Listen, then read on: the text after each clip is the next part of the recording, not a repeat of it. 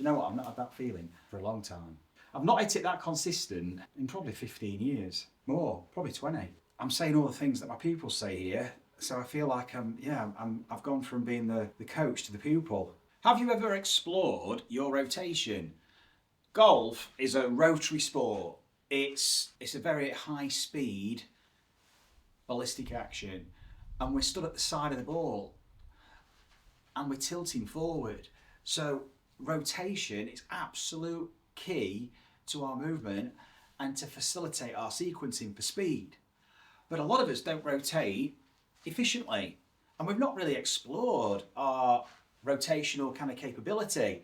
And I see it every day, the potential within to move better and developing that awareness to access it and use it more regularly, to tap into that speed and precision. Because once we start to rotate more efficiently, we start to lose kind of excessive compensatory movements in an effort to make a full turn or a longer swing, to try and access more power. So let's have a look at how we can rotate better, because a lot of us are moving as a block.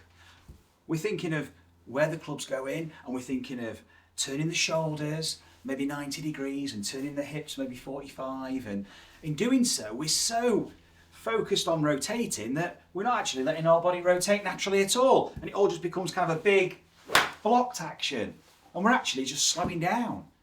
So how do we really feel rotation? Well, the first thing we need to do is drop the club, because that's often getting in the way.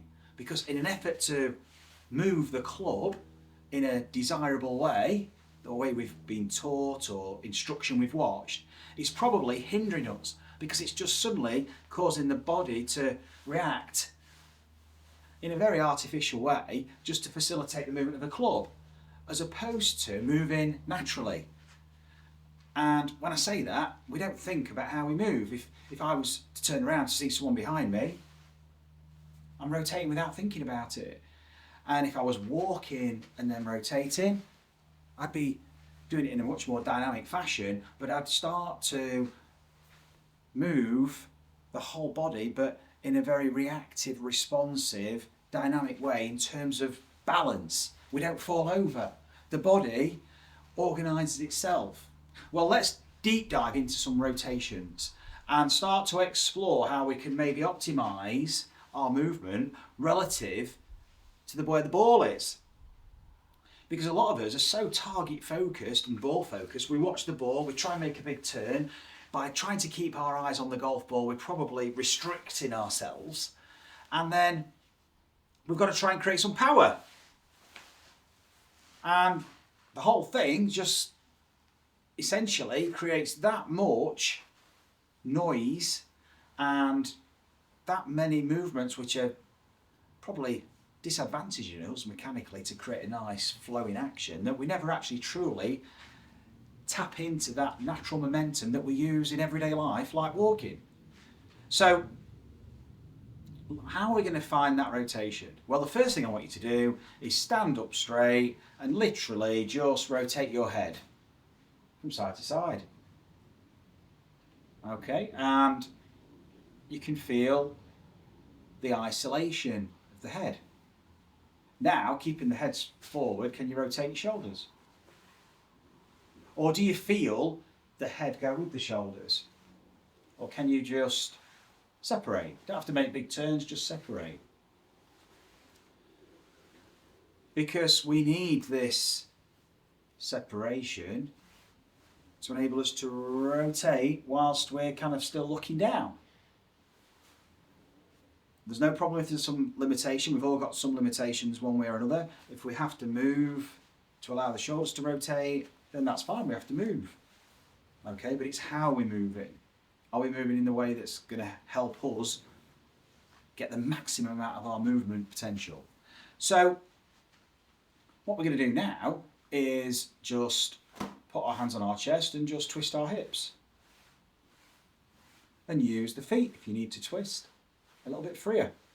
Go push off your toe. Right toe to rotate the pelvis to the target, left toe to rotate the pelvis away from the target.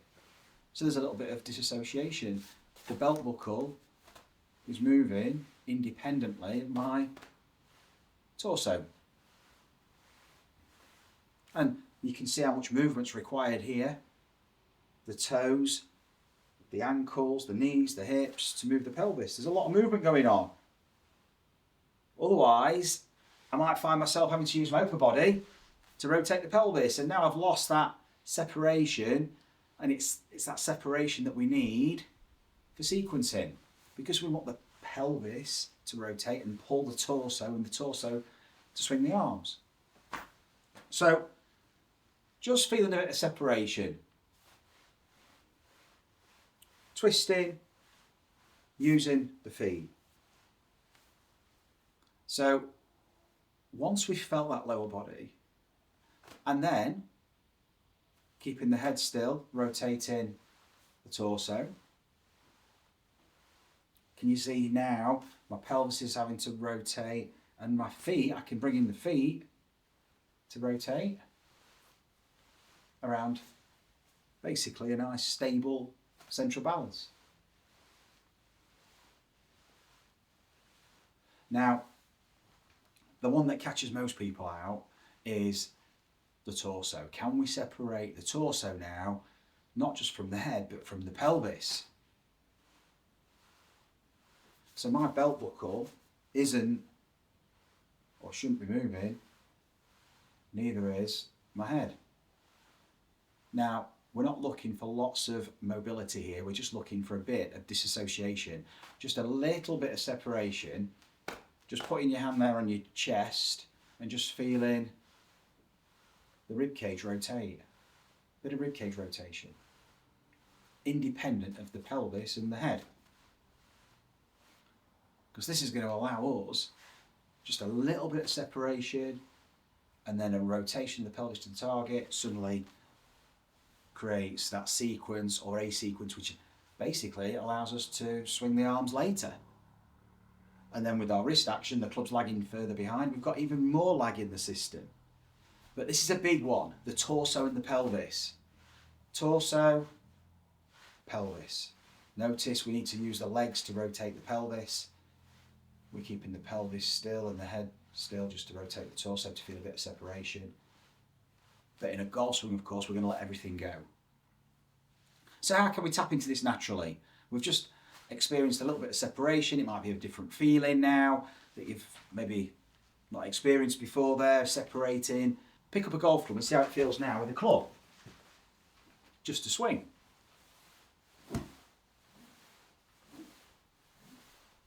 And let's explore that. Maybe hit a couple of shots, just nice and easy, half swings, just feeling, just some rotation, okay? And it might not feel too dissimilar to what you normally do, but the next bit probably is going to change things somewhat. So what we're going to do now is we're going to take our posture, we're going to use a golf ball as reference, and what I'm going to do is I'm going to look at the ball, take my posture, let the arms hang, and what I'm going to do now is I'm just going to turn really quickly up into the corner of the room. I'm going to look in the corner of the room. So I'm going to let my eyes dictate the motion. So the action of my body follows the vision. And now I'm going to look back down at the golf ball. And I want you to just sense how that feels. Rotating by looking up on a kind of a 45-degree incline. We want to go up to the corner of the room, really quick. And then look down. Explore how far you can rotate on that same angle, okay?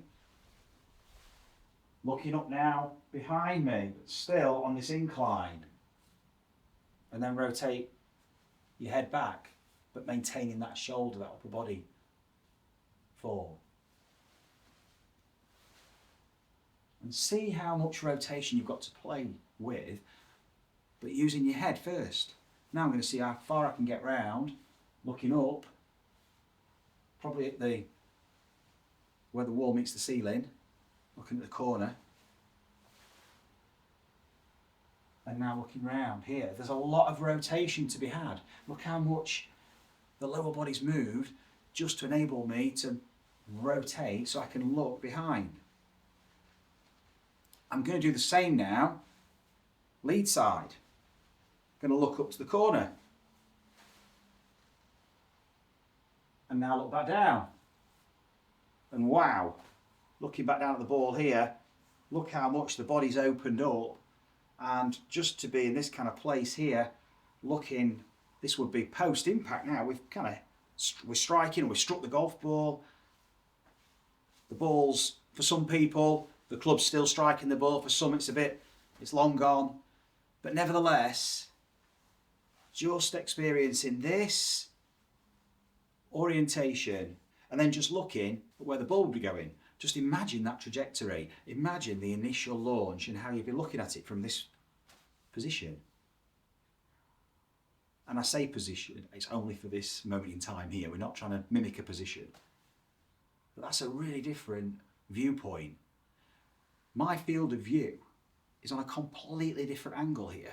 And it's on what it feels like, a much steeper incline with my eyes.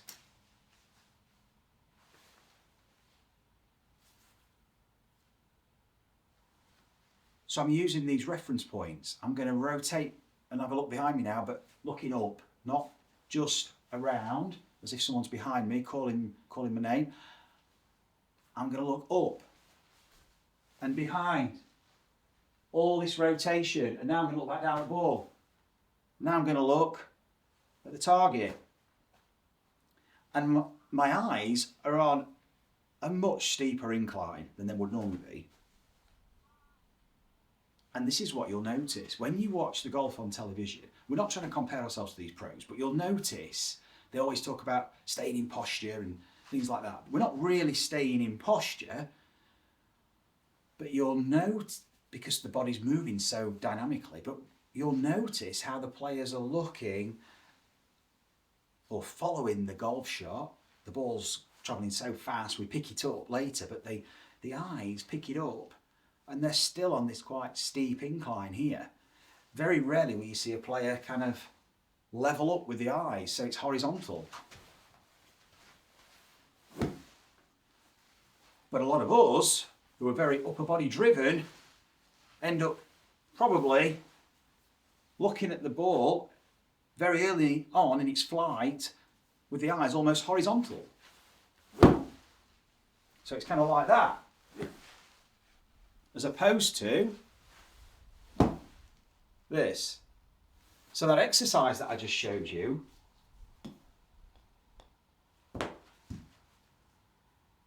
looking up to the corner behind me, now looking back down at the ball, and now looking towards the target, and now bringing a club in and just feeling where this would be, it could potentially be post-impact. This is a completely different sense of orientation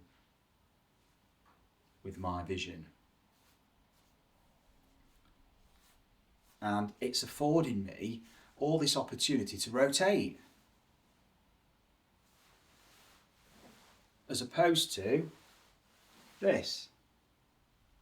So maybe this could also help with our swing direction, because where we're looking really does influence the direction of our action.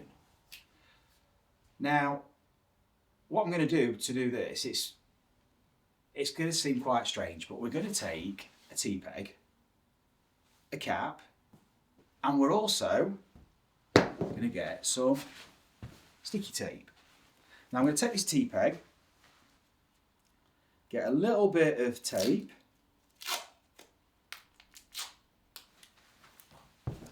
I'm going to stick this to the peak. Bit of tape, T-peg, middle of the peak. Now I've got a reference. So this isn't for keeping the head still. This is just for a sense of reference of where am I actually, not potentially looking, but how am I orientating my head, which is driven by where I'm looking. So I can sense how I'm moving my head.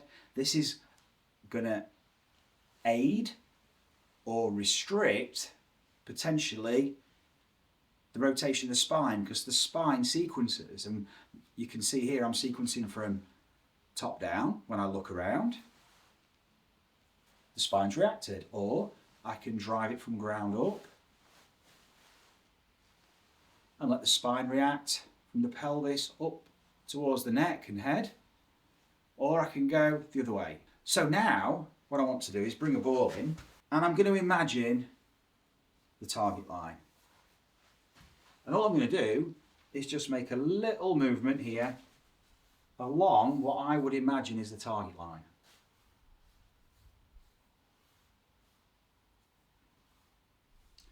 And without a club, I'm just going to let my body now follow with its rotation, just through feeling the movement my head's making.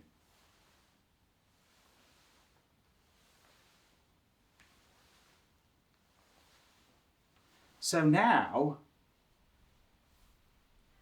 my head is moving in a way that is compliant for a functional rotation of the spine, as opposed to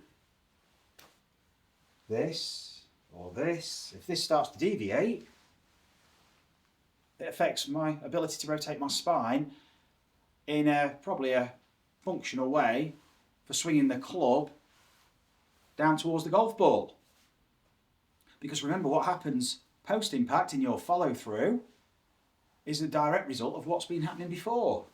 So if I'm only used to this kind of finish, it's probably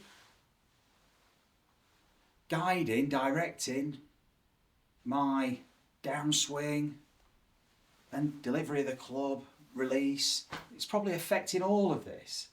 So we can actually improve our backswing, downswing, release by actually just improving, if you like, how we're following through. So by following what would be an imaginary target line, and now allowing my body to rotate with it, look how the feet react, the knees, the hips to move the pelvis. Look how much the pelvis is rotating. And look at the extension of the torso, which is freeing up my rotation. I'm not staying in flexion, like this, which now takes my head over here.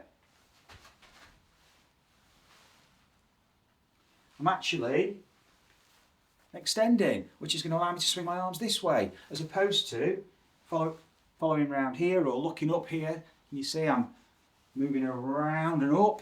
I'm coming off the line really early. Look at the spine. But if I maintain that relationship here between the T-peg and the target line, now look at the movement with the spine and what this affords me with my arms. Just like throwing maybe a medicine ball forward, but notice I'm not moving off path. It's really important because how we rotate our body influences the direction the arms are swinging. And how we're moving our body is directly influenced by our head. So, in order to let our feet do their job, see here how the feet are moving. Just by following through here down the line. I know it looks crazy, but it's only a point of reference. So then we can just forget all this and just let ourselves just move. All we're doing is using this just to change how we perceive our field of view. That's all it is. It's no more, no less. It's not a swing fix. It's not a method. It's not, this is how you have to look down the target line. We're just exploring rotation. We're just exploring what it feels like. Look at the feet moving, look at the knees and the hips, with the intention of moving this T-peg down that line. And it's a complete, like I say, complete, optically, a very different orientation. But this sense of alignment with our eyes is super important. So for example, if you've been told to look at the back of the ball, you might have tilted. And in an effort to swing into out, look at the back of the ball and try and hit the inside of the golf ball, maybe at kind of 4 o'clock, and you're looking at the dimple of the ball, and suddenly now you're in here. And I'm stuck in flexion, and what that does is it makes it very difficult to retract the trail shoulder. So if I'm looking at the inside of the ball and then trying to rotate and maybe swing into out, focusing on that dimple, maybe at kind of 4 o'clock, something like that, 4:30, suddenly it's taking me into this place where I'm in a lot of flexion, and that's influencing how my shoulders are moving, and particularly the scapulae, the right scapula in this instance. Instead of the arm swinging freely, my trail scapula here, trail shoulder, instead of this being allowed to swing freely and naturally retract as I hit the top of the swing, so I've got all that range, by staying in flexion and then trying to raise the arms, I'm actually going into protraction. So my rotation is now hindering my ability to use my shoulders. I've actually got the opposite action I want to create more of an eccentric load, an elastic kind of recoil for a slingshot, which you'd have if you were throwing. But because I've tried to rotate, look down at the golf ball, try and hit it from the inside, that's killing me, because I now have to elevate my arms. So to avoid all that, follow that target line. Look at this. Now, this naturally takes me, as I let my body rotate with it, I can now go to the corner of the room. And now when I look down, it's the same as earlier when I was looking at the corner of the room. I'm just recognising the journey of my movement.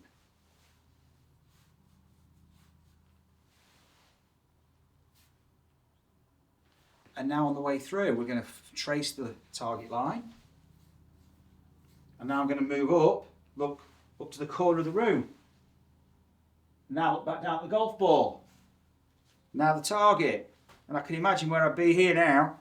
Very different. Look at the trail foot on its toe, heels off the floor, weights left, loaded lead side. I can feel out my ankle, my leg. I can feel my load into my ankle. I'm really stretched out, but in a healthy way, because I've not actually told my body how to move.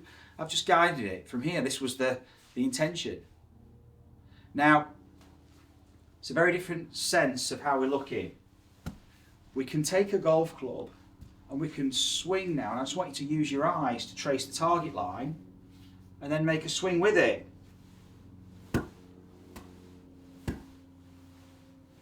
And then follow through just halfway through and hold it. So this is pointed down to what would be a target line.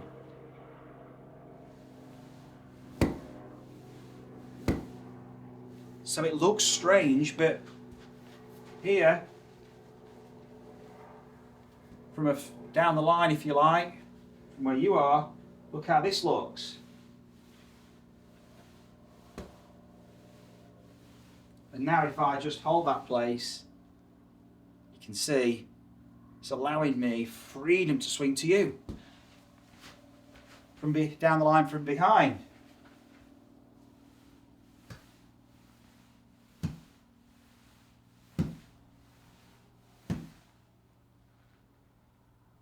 Very different. I can start to allow my arms to run off a little bit.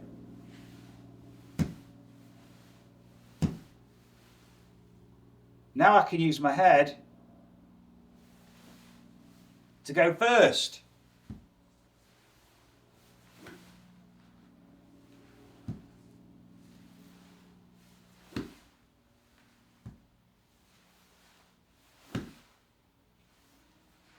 Starting to play with the sequencing, but from the head first. Normally we're feet up, but it's head first for this one. Feeling this separation, feeling this angle.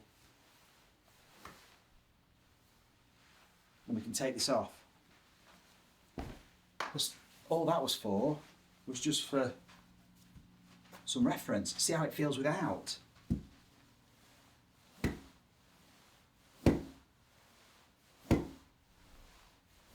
Now we can start to extend it. I'm going to look up to the corner of the room. Now look back down. This is so much more rotation than I normally feel because I'm accessing it from different places where it's freely accessible. I'm allowing myself to just recruit it naturally. No conditions. I'm not thinking about how much I should turn or where I should turn. I'm just looking up now. Look back down. I can even simulate this by just holding the club up here. Just imagining now where I might be in a golf swing. Just feeling it. Feel it first. Look down. Bring a club in. Feel where your arms are. Look at how the lower body's rotated. Let's go into the follow through. Up to the corner of the room. Back down. Take the club. Just feel where that follow through might go to and then continue that follow through.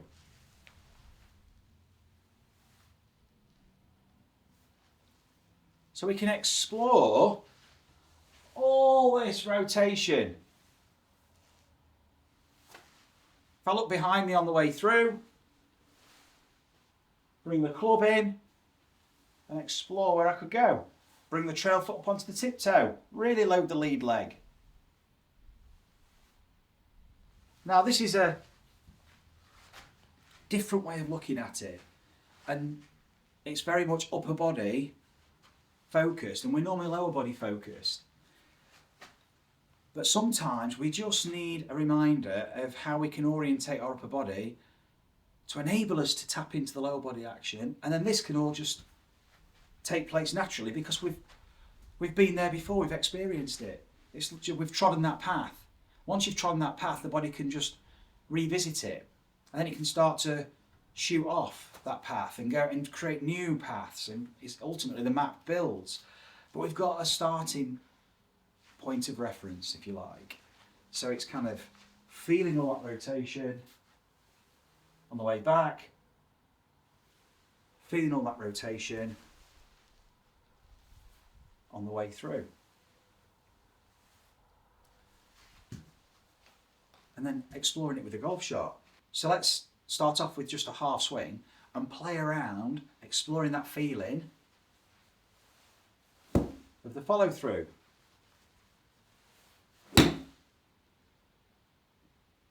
So my eyes are on the incline after I've hit the golf ball. Normally I'd be stood up,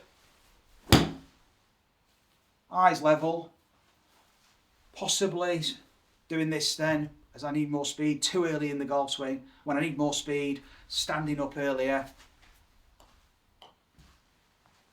And that's not to say we have to stay down, it just means I'm changing the orientation of my rotation. Whereas here, I can feel myself here wanting to stand up. I can feel myself wanting to extend instead of rotate. I should be rotating. But what I'm actually doing is I can feel my body wants to stand up. That would stall my pivot out. My hands would be taking over my body in a fuller swing. So I've got to feel that rotation. This is such a different feeling.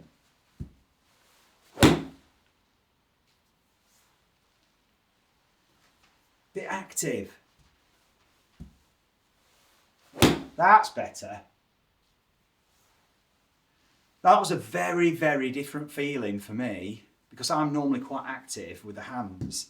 That swing was so different because I left the club. I allowed myself to leave it behind and trust that the rotation of my body was going to bring the club back to the golf ball.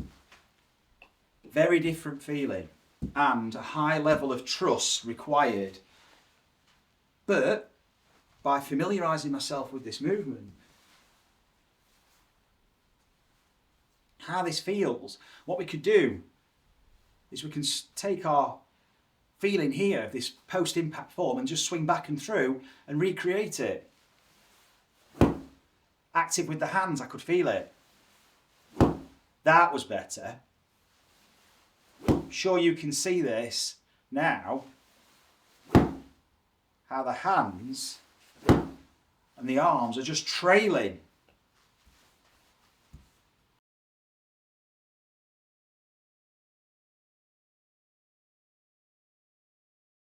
That was so much better. That's such a different feeling. Because there is no necessity to do this, because my pivot's not stalling out, because I'm rotating. But I had to experience the rotation first, take myself into these extreme places, and that's all we're doing. We're just exploring these extreme places. And the golf swing lies well within these and within much more comfortable ranges, and still probably using the same patterns, but just in a more comfortable way. But that's totally changed my sequencing there. That is, do you know what? I've not had that feeling for a long time. Can't believe that, to be honest. That felt so different. Normally I'm like this and trying to manipulate it, but that feeling of freedom there, that is so different. That's straight as a die as well. Wow. I'm surprising myself, to be honest. And it's something I've always had an issue with my left side. My left hip rotation, it's just my left hip's tight generally, and left hip rotation's not been great, so I've generally, it's stalled me out, and I've just rotated my pelvis into my left hip and got stuck and fought that kind of flick roll for a long time. And the harder I go, the more I tap into the body, the pattern the body knows for power, and it's not using the left side. But what this has just done, when I say my left side, I mean my lead side as a right-hander, it's just allowed me to feel this, where this can go, this left hip. It's a totally different feeling. And I do this all the time, but I just don't spend enough time on my own game, because I'd rather help you guys. I'd rather help other people enjoy the game. And this is a feeling that I've had a long time ago. And I mean, that is flushed straight out, straight again. Not often is it I get a feeling like this. And it's this aspect of the exercise. This, looking back down at the ball, now tracing the line, looking at the target from this perspective. This perspective is a killer. For me, that's where I normally go, and I'm linking that to that lead side. Not dysfunction, it's just not particularly, it's just not particularly efficient. It's not allowing me to continue the pivot and release the club later. Whereas this, that is, I've hit it straight again. Bullets. Normally mine have quite a bit of shape, but that's just got a tiny bit of draw, but almost straight, tiny bit of draw, but so consistent, because this is so late. And I've not had this feeling, and I mean for years. Taking the arms out again. This is genuinely the best I've hit it in years. And look at that finish there. I didn't even try to do that. I can't believe that again. I've not hit it that consistent in probably 15 years. More, probably 20. Since when I used to play a lot. That's remarkable, really. Because I'm used to getting quite frustrated, not practicing much, not being able to find it like this, not really getting a chance to explore my own game. And I'm always fighting the dispersion a little bit. And we can all relate to that, can't we? And then you tighten up, try and control it. This feels so different. I'm saying all the things that my pupils say here, so I feel like I've gone from being the coach to the pupil, and you guys now are looking at me and you've been kind of critiquing me along the way, and you've took the role of the coach instead of the pupil, and I feel like the pupil, and I think that is an amazing place to be for learning, to be able to jump from one perspective to the other. So let me know your thoughts about this, guys. Something simple like that on the cap just gives you an indication of where you're looking, that's all. I.e., well, not particularly where you're looking, but how you move in the head, which is influenced by where you're looking. So we start to become a little bit more aware of how important it is in terms of where we look. How does that influence our movement? And what does that feel like then in terms of opportunity for movement, for more free movement? And how does that fit in now into our concept of, I can recognise this sequence and I can now allow myself, just like I did, the opportunity to kind of leave the club behind and trust this action, which has brought back some very old feelings, but probably even better, to be honest, than what I used to feel. I'm going to hit a few more balls, I think, guys, and play around with this. So I hope you've enjoyed it. Have a play around with it. Drop your comments below. Let me know how it helps, or maybe it doesn't help you. That's fine. But just give me some feedback on what you experience with this. I can't wait to read them and build on this. So enjoy your practice. Enjoy the exploration. Remember, it's not a method. Don't get too kind of regimented with this. I've got to look here, I've got to do this, Marcus has said this, this is where I've got to be positioned, thinking of every nth degree of every movement you're making to try and this is the model. It's not. This was just some exploration of where I'm looking, how it enables me to move, and how that fits in with enabling me to pivot the body and use a more effortless sequence. Let the arms just travel along for the ride, just like walking. Right back to the beginning. It's just like walking, it's moving, it's momentum, it's all about balance. And this is just allowing me to tap into that.